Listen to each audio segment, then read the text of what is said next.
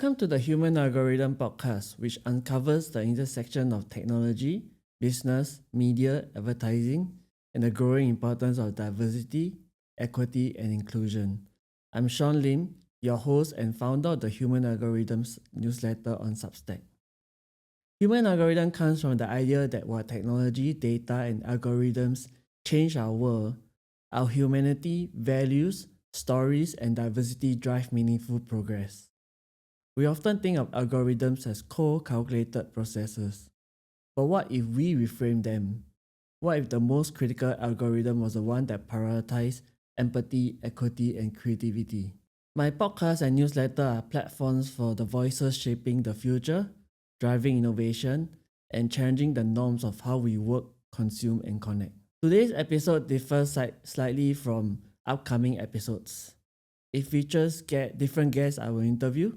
It is the kick-off for Season 1 and a role reversal. Instead of asking the questions, I'm giving the reins to someone whose story and expertise inspire me deeply. The incredible Yan Chi, who has over 25 years of experience leading the advertising industry, will join me today. She was the general manager and managing partner of BBH Singapore, where she worked with global and regional clients, and she was a managing partner of Ogilvy, where she spent 2 decades there. But her story doesn't stop there. Over the last decade, Yanni has expanded her focus to employee life cycle, talent development, and culture building. In the past 5 years, she stepped into a role as an ICF certified coach, helping people unlock their potential, rise into leadership, and navigate meaningful growth. Yanni, it's a privilege to have you here. Thank you for agreeing to flip the script and interview me on this special first episode. So thanks, Shawn, and thank you for giving me the opportunity to do this with you. Mm-hmm. When you pitch the idea on LinkedIn and ask people to pitch their stories around the areas you're interested in, which is DEI, technology, and advertising, I thought, wouldn't it be interesting to interview you instead? Because your entire career has been around investigating this and writing about this topic, right? So what we decided to do was to put out an ask for questions on any of these topics and anonymously. Yeah. And unsurprisingly, most of the questions that have come back have been around your journey of coming out. Yeah. Right? So what we want to do today is to try and answer some of those questions and talk about them and see where that takes us. So what I'd like to do is really try and have a genuine and sort of layered conversation, if we can, to really unearth what's behind your journey and what the challenges are you face and what you're trying to do with the human algorithm. Yeah. Okay. Shall we? Let's do it. Cool. Okay. So really the first question is, how do you navigate your identity in a rigid cultural environment like Singapore? I think it hasn't always been easy, but for me, I have thick skin, so it helps. And when you get stares, when you get comments, sometimes unsolicited as well, it doesn't bother me because I know who I am. I'm proud of what I represent and who I represent. But my chosen family and my friends have been my anchors. They remain steadfast in supporting me in whatever I do, and they remind me that living myself as who I am rather than trying to conform to societal expectations, whether it's dressing like this, walking down in a skirt, or sharing my journey on LinkedIn or on Instagram or anywhere. I do it because what would be the alternative? Like I would be lying to myself. I would be living a life that I wouldn't be proud of. Yeah. So, and I think that's very brave of you to do that. However, we do live in Singapore in a very conservative society. Just to give the audience a sense of the sorts of things you do encounter, could you share some things that have been said to you, perhaps? Or share a story? Because at the end of the day, you're still human, right? Yeah. And what people say probably does hurt. Yeah. You're able to come back to your balance and your center because of the close network you have. Yeah. But I'm sure things that you've encountered does sort of affect you.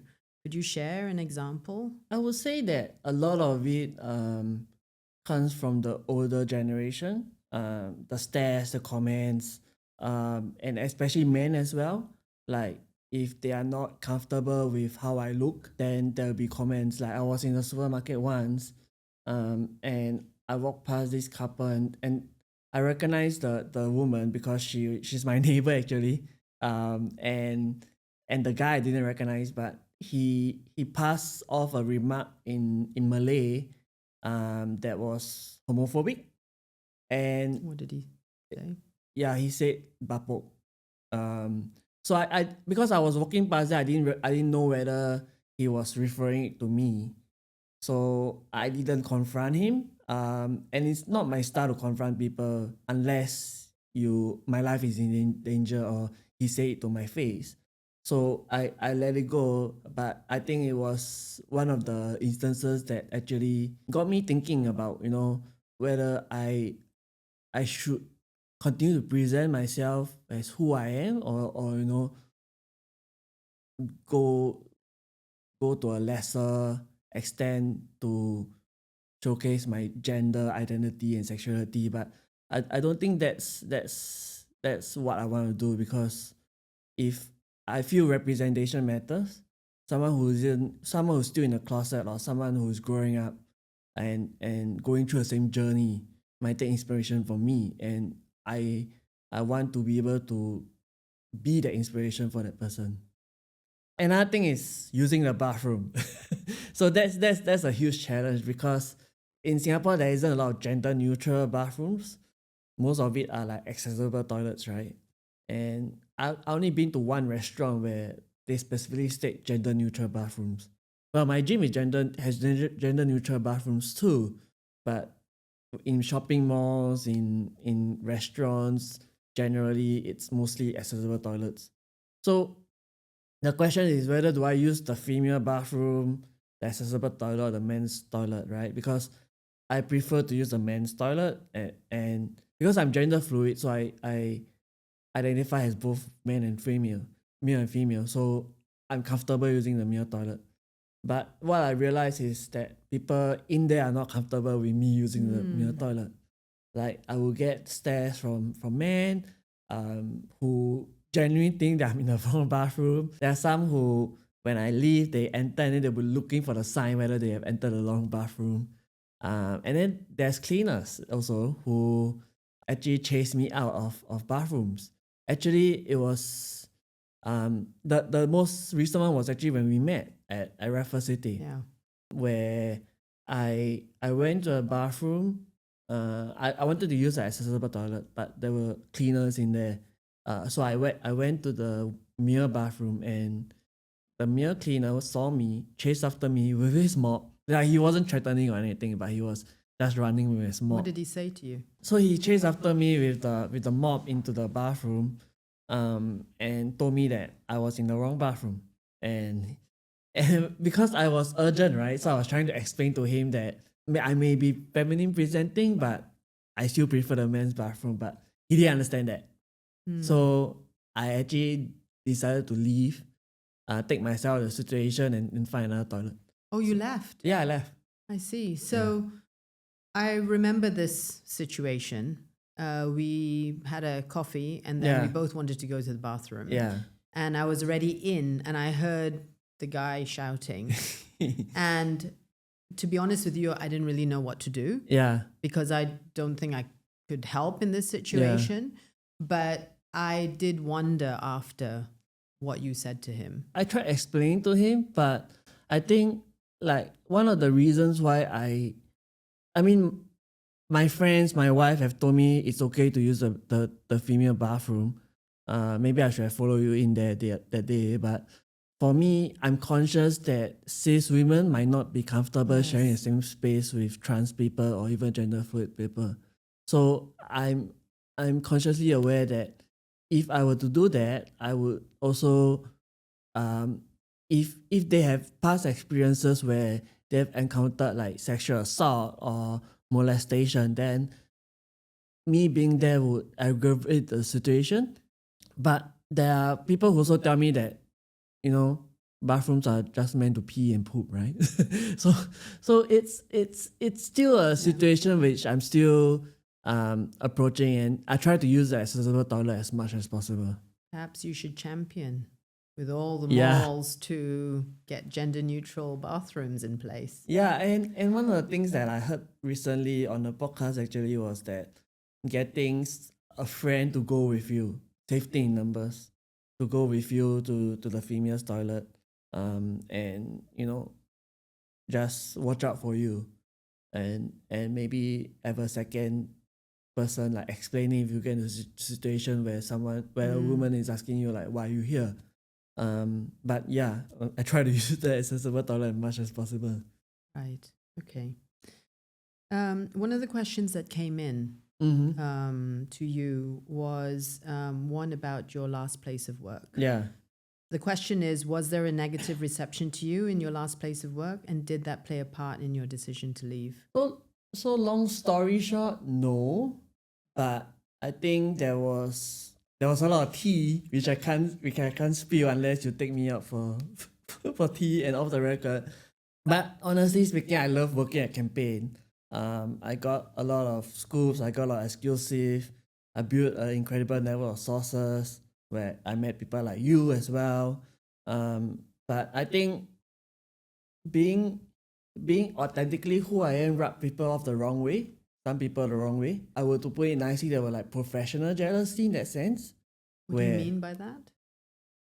Because sometimes when you are the one with the news that no one has heard before, like the breaking news or the exclusive news, you tend to it's our currency as journalists, right? And then you tend to stand out in a sense because people will be like, oh, Shawn has all the scoops, Shawn has all the sources. And I think like for others, it was a bit of like, you know, a competition in that sense where we see who will get the first stories. Which is natural. Which is natural. Exactly. I welcome that. But I think even now that I've left, I heard people like things that are being said about me. And I don't think that's cool, that's professional. But if I still live rent free in people's head, I can't help that. And I think also like because as the company move towards a more sustainable future, a more like they wanted to achieve more accreditation for sustainability. So there were certain resource groups that had to be disbanded. And this was one of it, like the DEI group, so which I was part of, and I was very proud to be part of. But I think that was disbanded, and then it was just like, so are we diverse now? Are we inclusive now? But just to be clear, I never faced any discrimination at work. That's great. Yeah, and I think if leaving was my choice entirely, I wouldn't say so. But I'm gonna leave it at that because I can't say much more than that. But yeah, I'm proud of the work that I've done there. I enjoy working with people there. And I think it's a chapter that I'm now closed. Okay, great. Yeah. So the question was asked by someone in your audience, and we've answered that. So let's just get closer back to you, shall we?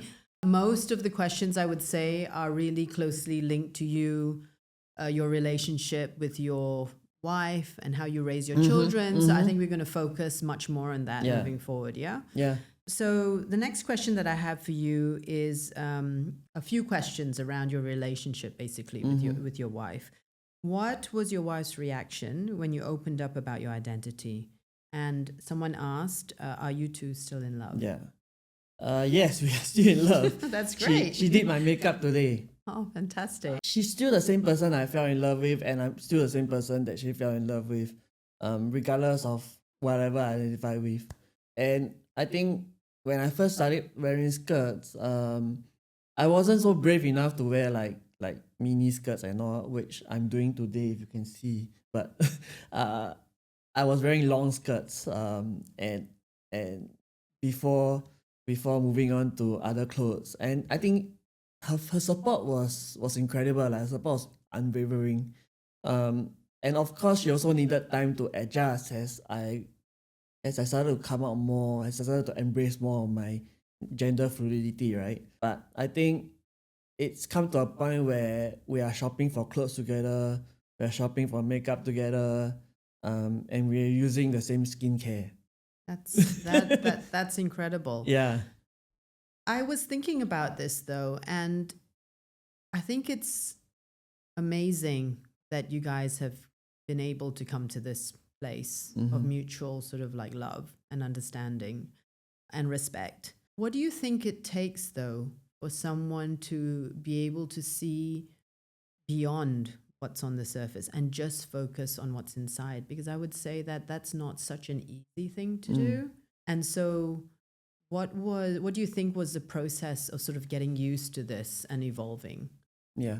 I guess it's being as open as possible in our communication. Like when we first started dating, I told her that I wasn't just dating cis women in the past. I was also dating trans women, guys, and along the spectrum. Because I'm pansexual, so I'm not just attracted to one gender.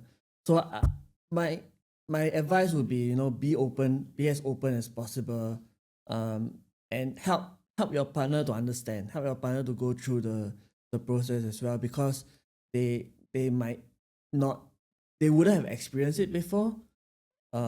If they are cis and they are straight, they wouldn't have experienced it before. So it's the education, the sharing of pronouns, the terms in the LGBTQIA plus community. Those are important. Those are education. Can you share any moments of difficulty that you have had?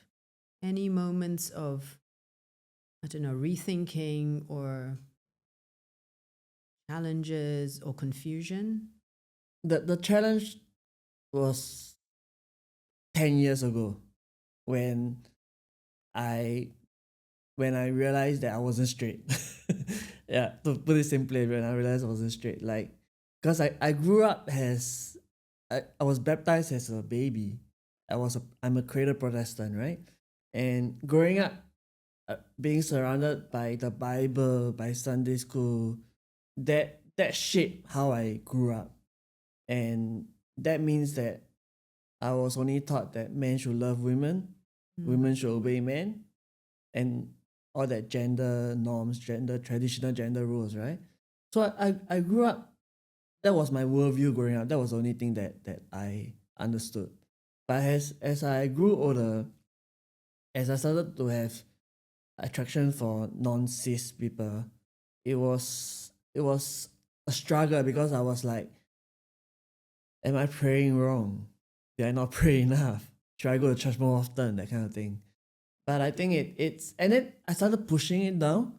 I started pushing it down even more, to a point where it was like I was uncomfortable, because it was like I felt something was missing. Like I was trying to be as masculine as possible, to a point where it was toxic masculinity.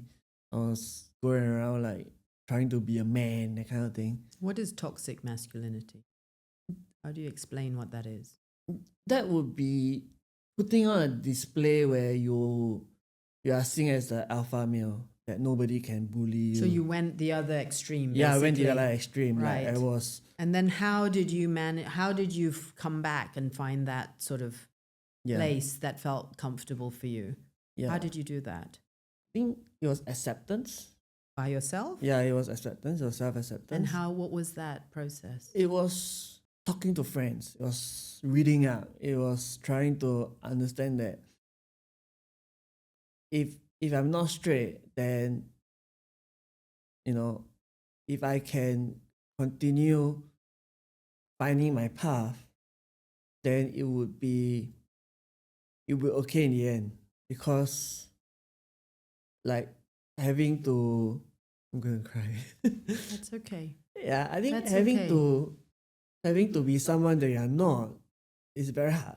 Like trying to, I remember in school when I was trying to be the alpha male, I was I was getting into fights, I was bullying people, and that wasn't me because I was just putting up front, and I didn't want to be seen as weak, and because that was taught to me, like men shouldn't be seen as weak, boys should be strong, boys shouldn't be seen as weak. So that was the only thing that I understood. But I started to unpack that.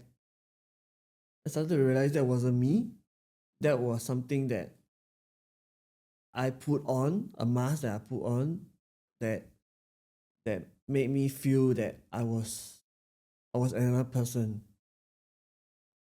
So I think once I got older, once I reached like a point like adulthood, I would say, that was when I told myself I need to live life for myself. Uh, and and I started to feel free. I didn't come out to anyone at that point of time because I didn't like labels, right? I wanted to be able to explore my own sexuality, my own gender at my own pace, at my own time. Yeah. That's amazing that you've done that. I'm sure that there are many people who continue to suppress, right? And it's great that you found yourself and you found the bravery to come out. I'm going to touch on another topic now that may also be maybe a little sensitive. I'm not sure. When you were in this process of coming out, how did your parents react to it? Because if you were raised as a cradle Protestant, Yeah. I'm guessing that they are probably quite pious. They are. They are. And they subscribe to the traditional like gender roles, gender norms, and all As that. most parents. As most Or parents most would Asian do. parents do, exactly. But I didn't actually come out to them Okay. because they didn't create a safe space growing up for me to be able to express my emotions, my own feelings, and it was always trying to walk on the eggshells around them, especially my mother. It was like whenever she's unhappy, she would express it. She would make us guess. She would make me guess. And then it comes to a point where I have to ask her about it, and then we get into a huge argument, and then we fight, and it keeps happening, and I think it affected a lot of how I grew up as well because I couldn't regulate my emotions growing up. I didn't know how. Like there was no one that I could like my parents. Like if I ask them things, I tell them things, it would go from 0 to 100 immediately, and it would be my fault ultimately. Yeah. So there'll be gaslighting, there'll be victim blaming, and I remember like I was proposing to my wife, and I was very happy, and I showed my propose, like my mother was the first person I showed my engagement ring to. The first thing she said was like, "Why do you need to buy such an expensive ring?" It wasn't like congratulations. It wasn't like I'm happy for you. And I think I was really sad, and I was angry as well. Like why can't you express your emotions? And if I don't have an example of showing how someone can express their emotion, I wouldn't be able to do it myself. And that was what I grew up with. And it was tough, like to be able to share good news with them, share big news with them, which is why I didn't came out to them. Yeah. Yeah. It's a generational thing, I think, as well. There's a tough generational trauma. it may not be physical. It may not be physical. That's true, but I think it's also the way that they are. I mean, I like to believe that they don't really mean harm or hurt. Yeah. It's just the way that they operate, right? Yeah. So if you were to give some advice to someone who's kind of navigating a similar journey as you, and but they want to find a way to bring their parents into it or to tell their parents, what would your advice be? I think I want to state that everyone has a different experience, right? whether coming out or being able to share how they feel about their own sexuality, about their own gender identity. And I think but one thing is important is that if it's not safe to share, don't do it. And when you say safe, what do you As mean? in, if you feel that you'll be in danger if you are chased out of your house, or if you'll be physically assaulted, don't do it. But also, if your relationship with your parents is where there's a safe space, which is what I'm trying to build in my daughter now, and there is an openness that is not just surface level, then by all means go ahead and share. And is there a way of sharing? Is there do you know what I mean? Is it better to be direct, or is it better to slowly sort of like hint? Yeah, so And I'm ease actually them into listening. it? Yeah, I'm actually listening to an audiobook now by a trans man. Okay. His name is Alex Bertie. And when he came out to his parents, he came out to his mother first. And his mother was very supportive, helping him with gender affirming care, helping him with, help using his pronouns correctly with his family members and all that. But it was his father that there was an issue. So he actually spent most of his transitioning journey with his mother. And now his relationship with his father has gotten better. But his mother was his main anchor, where she helped him through the entire process. And may I ask where you are at now in the relationship with your parents? Are they accepting, or is it still work in progress? Are you ready to make a real impact? The Human Algorithm podcast is where technology, business, and DEI intersect, sparking conversations that matter. As a self-funded content creator and a proud queer, gender-fluid journalist, I'm here to amplify voices that challenge the status quo. But this journey needs your support. Sponsoring the Human Algorithm podcast means aligning your brand with purpose-driven storytelling while supporting LGBTQIA+ owned businesses. Your sponsorship helps fund vital projects, including speech therapy for my daughter, podcast hosting, and raising awareness for inclusive mental health care. Let's collaborate to drive meaningful change. Reach out to me via email, socials, and my Substack. Honestly, I don't know, because my parents have told me that they are too old to change. They are too old to. My parents have told me the same. They are too old to do anything that would encourage open communication, will encourage them creating a safe space. So, yeah, I think I appreciate what they've done for me growing up, taking care of me and everything, feeding me, putting clothes on my back. But I think my mental health, every time I talk to them, is always at a low, because it's always like, what did I do wrong? Because they still understand. So if I were to tell them, it would be starting from childhood to now, and then it's like nothing gets solved in the end. Like, there will be tears, there will be anger, there will be shouting, there will be defensiveness, and then at the end of the day, I just don't feel good. So I'm like, okay, let's just leave it at that. Let's just meet each other on special occasions. Yeah. Yeah.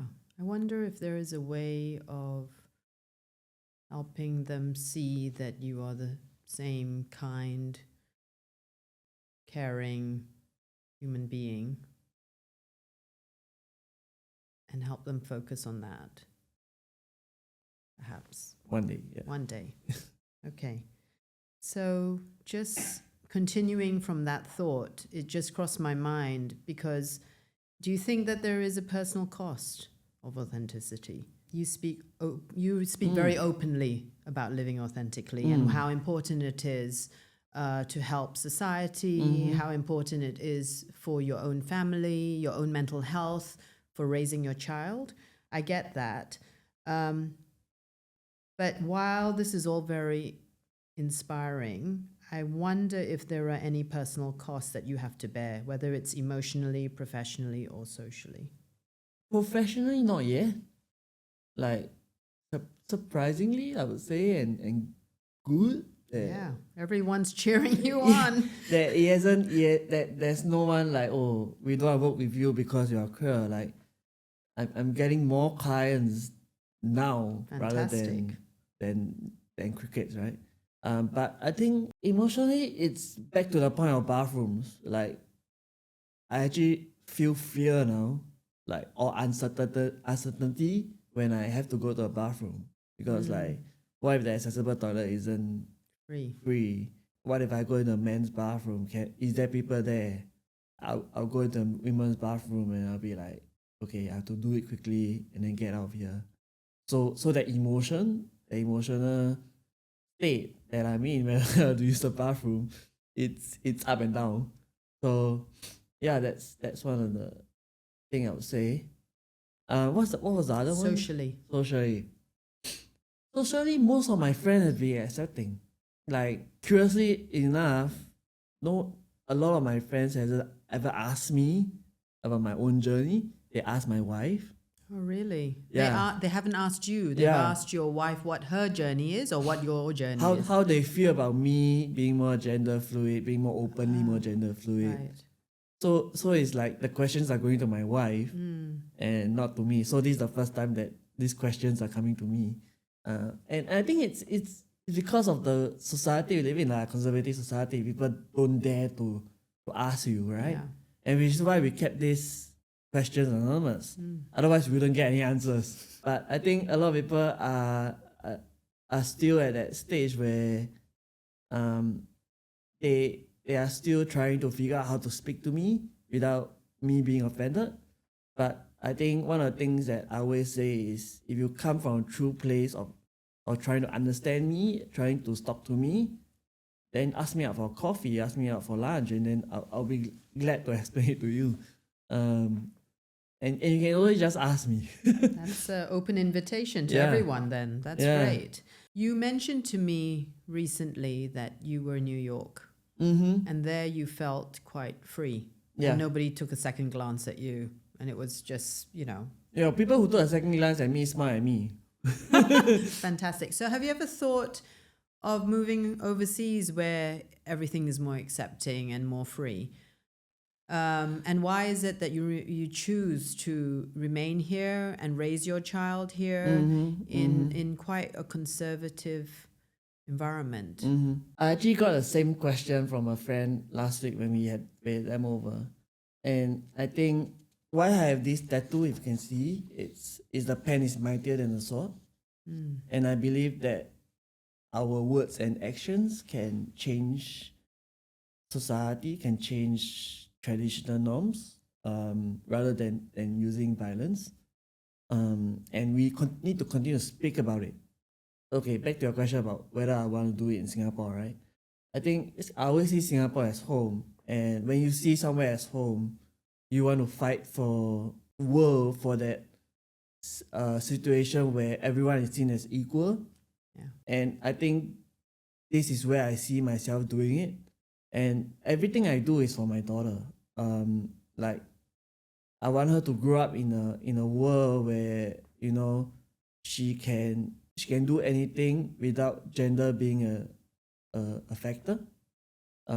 She can hold herself in a boardroom. She can see representation on screen, whether it's from her father, from herself, because she's neurodiverse. We need that representation on screen, and that's what I'm trying to fight for. Will I see that happening in my lifetime? I don't know. But I think that we need to continue to speak about it, write about it. And one of the questions that came in was, are you concerned your daughter might face bullying due to societal perceptions of your identity or your appearance? I think in the home front, Yeah, it's safe. yeah, And you want her to normalize everything for her, which is great. But you Yeah. can't control what's going on yeah. outside. Of course. I think So are you worried? I think when I first started becoming more feminine presenting, right, I was afraid that she would not recognize me and all that. But instead, she still come for cuddles. She's coming for hugs, coming for cuddles, want me to carry her. And she still treat me the same way. And that was when I realized that children are not born with an understanding of gender. They are taught that, boys wear blue, girls wear pink, girls only play with dolls. And these expectations that our parents' generation, the media, the peers have taught them. And it all starts from home, right? And for me, as long as I continue to show her that we don't subscribe to societal biases at home, is and continue to teach her where diversity is seen as strength and not a weakness, then I believe that she will be able to get to a point where, regardless of what people say outside that we cannot control, that she's able to stick on this steadfast path. As she grows older, we were talking about parents just now, right? I want to break that cycle. I want to create a safe space for her where she can experience the openness to be able to share what she feels at any time, at any moment. And if she sees a lesbian couple, a trans woman, she would immediately understand that this is normal. Yeah. And because me and my wife, we do Muay Thai and Jiu-Jitsu, she can stand up for herself because we are going to teach her that. Fantastic. I do think, though, that the newer generations are not that, they don't look at things in such a stereotypical way. Yeah. I mean, I look at my own children and they call me out if I make any comment about anything, right? They don't see it. And, when I'm trying to use the pronouns correctly, I've had my daughter say, why do you need to emphasize the word when you're using the pronoun? And I said, because I'm trying to do the right thing. And she says, just use the name and you'll be fine. Yeah. So I think it's an educational process that needs to happen. So my next question to you is, parenting as a queer person in a conservative society sounds like quite... it's quite a radical act. It's not that easy to do, I would say. Yeah. But do you ever worry that your visibility and activism, which you are quite open about, might place unintended burdens or risks on your daughter? It's how do you do that balance, right? I think back to my previous point about being able to start from home, like being able to show her that, even if I'm feminine presenting, even if I'm masculine presenting, then it doesn't matter because I'm still human at the end of the day. I'm still a father. I'm still a parent. I still can be able to,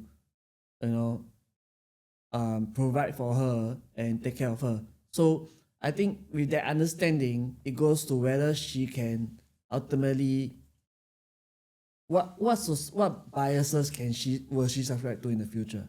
So if she comes from a place where it's a judgment-free zone, then I don't think that she will be affected by this kind of outside voices because she will be prepared for it.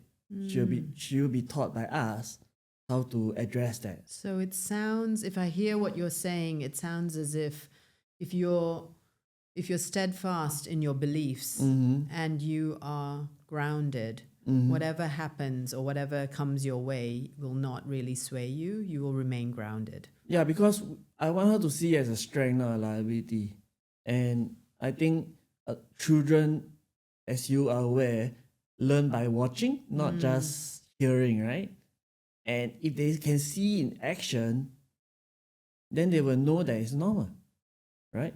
Yeah. So that's what I want to do with my actions that reflect how I fight for diversity, how I parent a child, whether she's neurodiverse or not, how I, stand up for people with disabilities.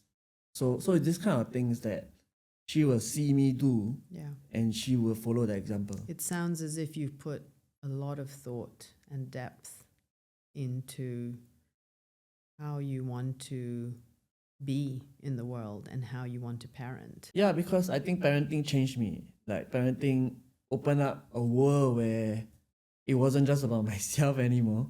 As a parent, you will understand. It wasn't just about myself anymore, and it's what the world will look like when I'm gone. But the world that I leave here for my daughter, that kind of world that she lives in, what will it be?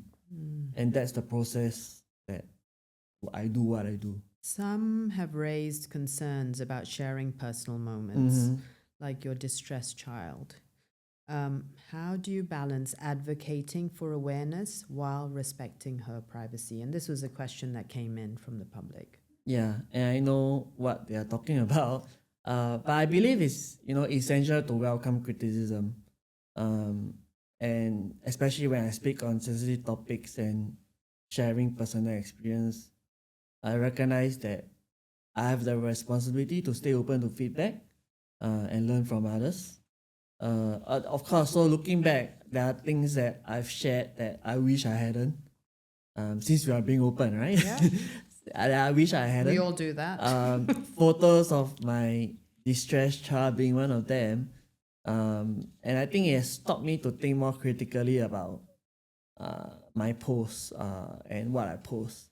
But I still believe that advocating for awareness is a must, and that means that I also have to balance that with respecting my child's privacy. Do you think that there is a time when she will make those decisions for herself? Will you let her make those decisions of, I mean, now I need to ask my children permission to post any family picture. Yeah. It's become a norm. Yeah. I would definitely absolutely ask her before I do anything. How old is she now, by the way? She's 2. So when she gets older, I'll absolutely ask her, because it's what I practice myself. And of course I make mistakes like these instances, but it's what I practice myself, where when I talk to people and then they share something personal, I'll be like, do I have your consent to share this if I write it on LinkedIn that we met and all that. It may slip my mind sometime and I may make the same mistake again, but it's something that I try to actively do in my interactions with people. So yeah, I'm still human. I may fall short sometime, but yeah, it's what I actively do. Absolutely, all of us. Okay, let's zoom out a little bit more, and let's talk about more societal impact and advocacy.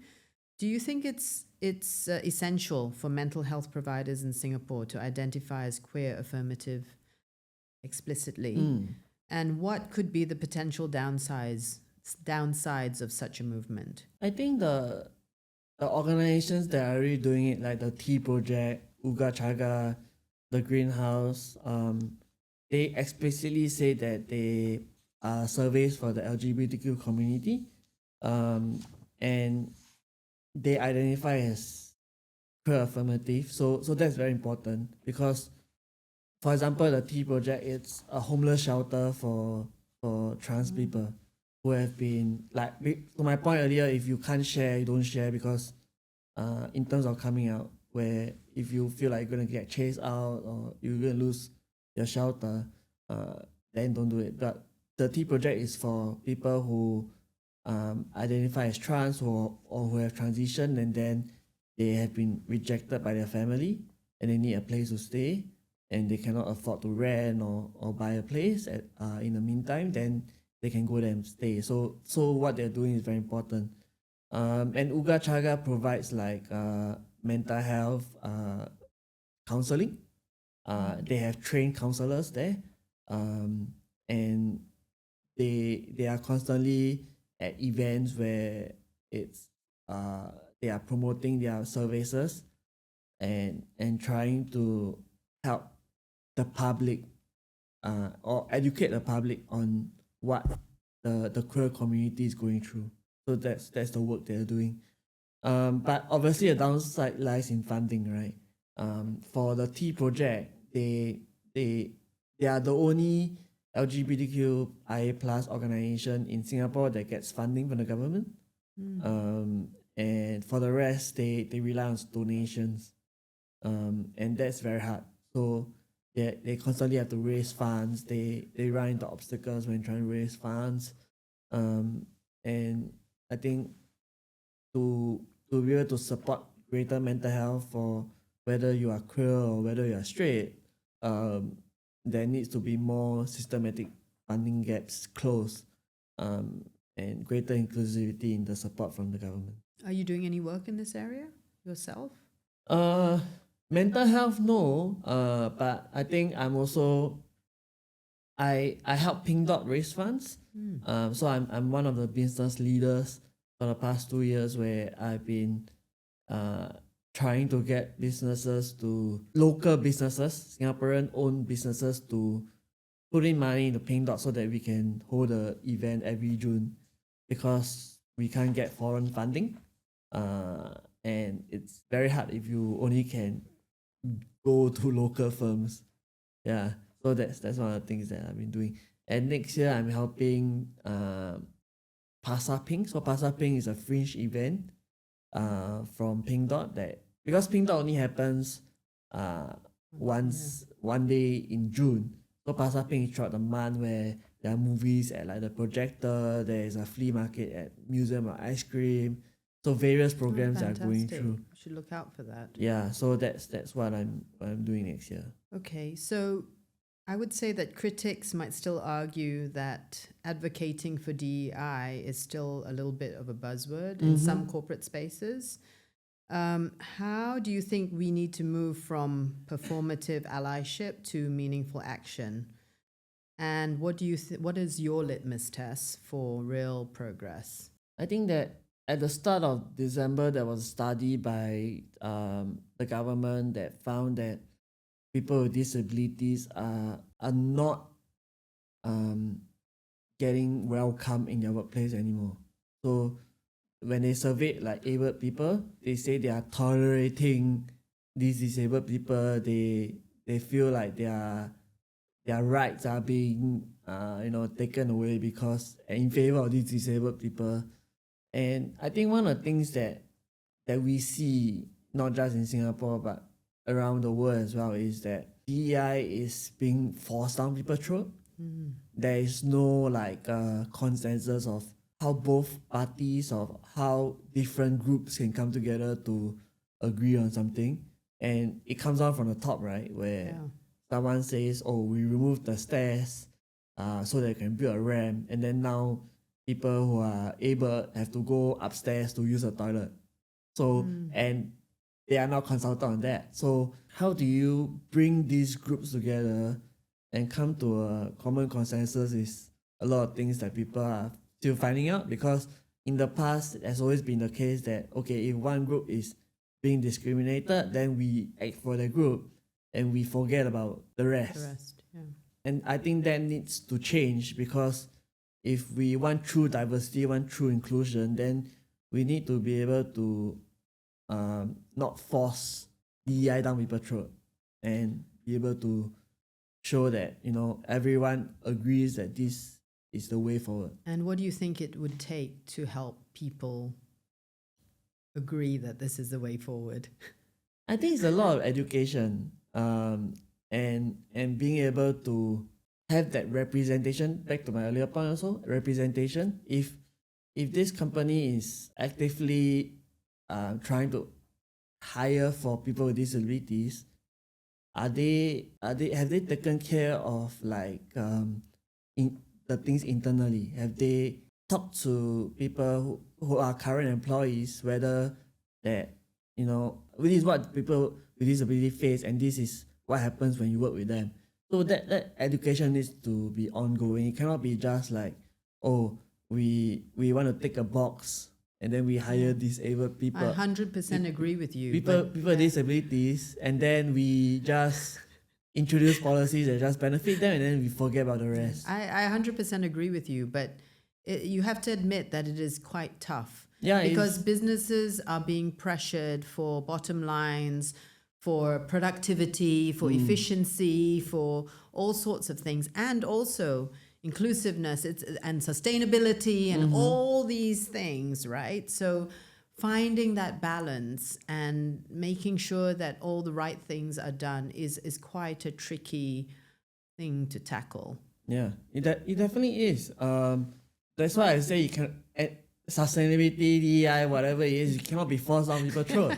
You cannot say that one day you come to work and then everywhere you see ramps everywhere, you see queer flags everywhere, and some people might not be comfortable with that, and that's perfectly okay. So you need to be able to say that, oh, if it's Pride Month, you don't want a rainbow flag on your table, it's okay, we respect your decision.